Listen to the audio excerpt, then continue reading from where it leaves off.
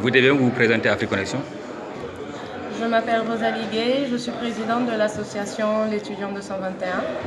Étudiant 221 est une association qui a pour but d'informer, d'orienter, d'accompagner les étudiants, de les aider dans leur insertion socio-culturelle en France. Là. Nous sommes suivis par plus de 12 000 étudiants et les étudiants nous contactent par rapport à leurs besoins et nous essayons de faire un suivi personnalisé.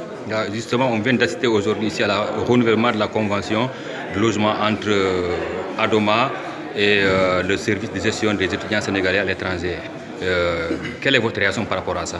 Nous saluons cette initiative, nous sommes contents que cela puisse se faire et se renouveler parce que nous recevons des demandes d'étudiants sénégalais tout au long de l'année pour notamment le logement.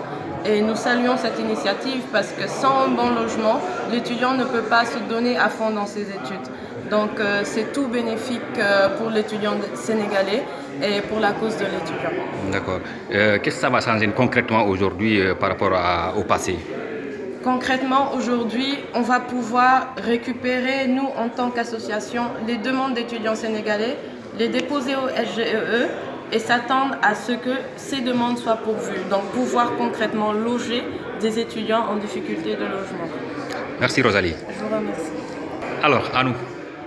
Vous présentez? Bonjour, je m'appelle Diallo Abdoulaye, membre de l'UNEF, le syndicat Union nationale des étudiants de France, en même temps président du section locale à l'université Paris 3, en même temps élu au conseil de l'administration de l'université Sorbonne Nouvelle Paris 3. Oui.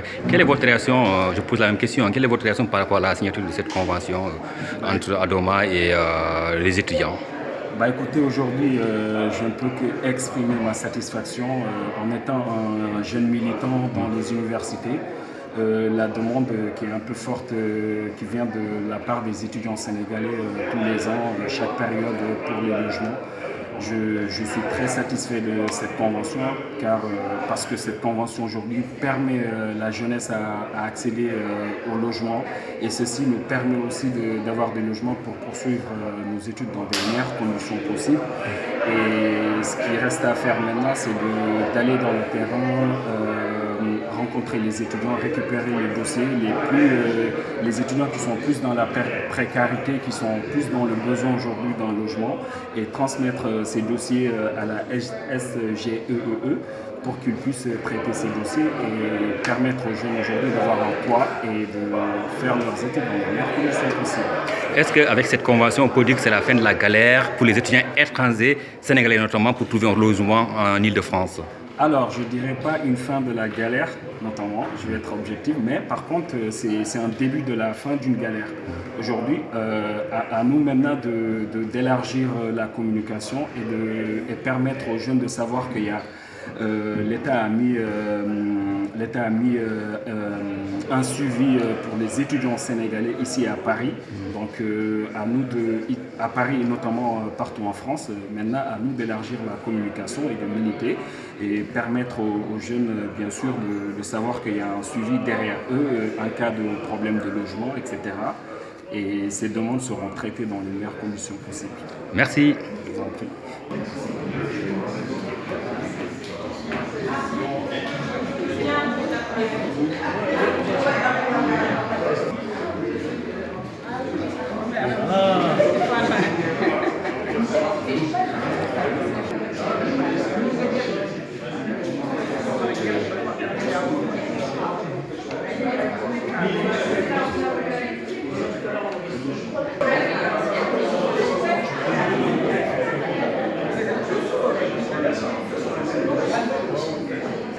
Oui. Ma réaction par rapport à cette signature de convention, c'est que je félicite d'abord les deux parties, à savoir le GE, ambassade du Sénégal en France, et je félicite aussi Adoma, qui est un groupe reconnu dans l'accompagnement sur la question des logements sociaux ici en France et le logement étudiant. Donc c'est une très bonne convention, c'est une très bonne nouvelle pour nos étudiants. Et aujourd'hui, on peut se réjouir de ces initiatives prises pour trouver une solution sur cette question qui est très compliqué à gérer depuis des années en France. Ils ont pris les devants et aujourd'hui, c'est une ouverture pour nos étudiants pour que cette question soit résolue. Maintenant, je lance un appel à tout le réseau associatif étudiant, à tous les étudiants, de respecter cette convention, d'essayer de respecter les termes de cette convention et d'essayer de répondre présent sur les conditions qui ont été fixées pour pouvoir rendre crédible ce travail qui est fait par nos autorités et pour pouvoir rendre crédible les étudiants sur cette question-là. Je félicite encore Moïse Sarr, qui depuis qu'il est là, a activé plusieurs conventions, notamment celle-là, et qui fait un travail très reconnu par toute la communauté étudiante et toutes les associations étudiantes.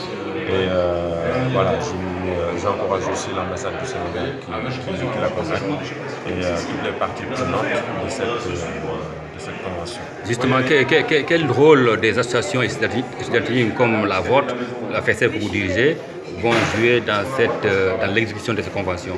Alors, pour nous, c'est très simple. Aujourd'hui, les parties ont défini les critères d'éligibilité pour un logement chez Adoma.